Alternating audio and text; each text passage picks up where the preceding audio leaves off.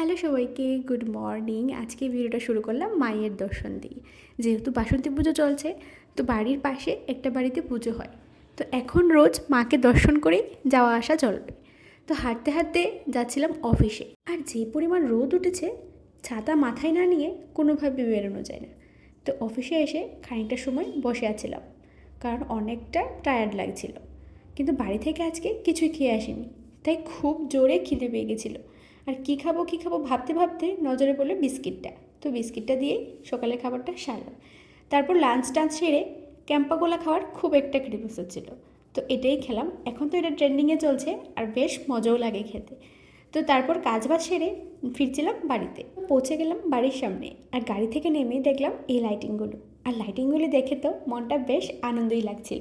তাই দেখো, তোমাদেরকেও মায়ের দর্শনটা করে নিলাম। আর রাস্তায় অনেকগুলো লোক বসেছিল, তাই ভিডিওটা আর ভালোভাবে করতে পারিনি। এত লোকের মাঝে ভিডিও করা খুব একটা ভালো লাগে না, তবু যদি পাশে কেউ থাকে তাহলে ঠিক আছে। তো তারপর বাড়িতে এসেছি আর ফ্রেশ হয়ে নিয়েছি, আর মাকে বলেছি একটু চা বানাও খুব ভালো করে। আজকে সারা দিন চা খাইনি, তো মা চা আর পাঁপড় ভাজা করছিল, সেটাই বসে বসে খাচ্ছিলাম। তারপর রাত্রে ডিনার করে শুয়ে পড়েছিলাম। আর 12:30 মতন বাজে আমার না খুব জোরে খিদে পেয়েছে, তাই ফ্রিজে দেখছিলাম কী আছে। কিন্তু দুর্ভাগ্যবশত ফ্রিজে কিছুই ছিল না।